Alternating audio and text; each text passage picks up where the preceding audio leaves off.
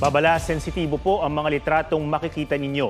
Hinahanap ng netizens ang isang pusang nakitang may nakasaksak na kutsilyo sa mukha. Nakatarak ang kutsilyo malapit sa kanang mata ng pusa. Ayon sa uploader ng mga litrato na si Wency Dadural, nagpa-practice sila ng sayaw sa public market sa San Jose City, Nueva Ecija nang mapansin nila ang pusa. Pinost niya ang mga litrato sa social media para ihingi ng tulong ang pusa. Nang may nagtangkaraw na mag-rescue sa pusa, tumakbo ito hanggang sa natanggal ang kutsilyo sa ulo nito. Nasa 2 pulgada raw ang pagkakabaon ng kutsilyo. Pero mula noon, hindi pa raw nakikita ulit ang pusa.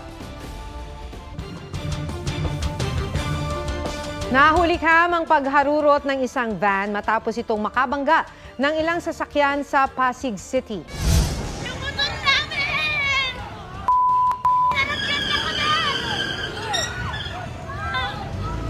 Huliin niyo yan!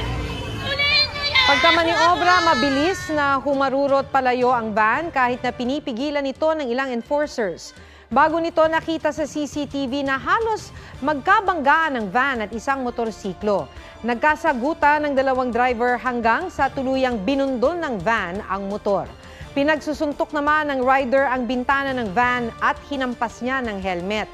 Tumakas ang van pero nabangga pa nito ang ilang sasakyan. Para makatakas, umatras ito at nakaladkad ang motor ng nakaalitan niyang rider saka mabilis na humarurot.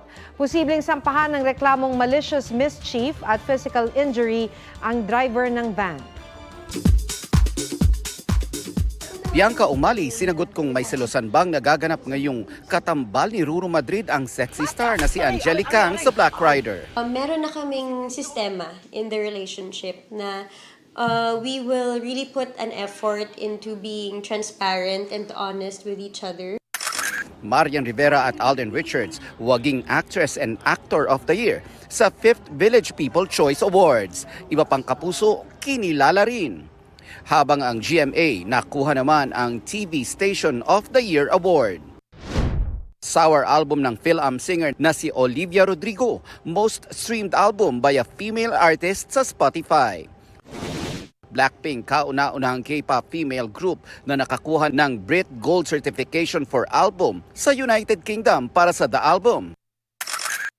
At June ng 17, may fanboy moment with Rihanna. Nelson Canlas nagbabalita para sa GMA Integrated News.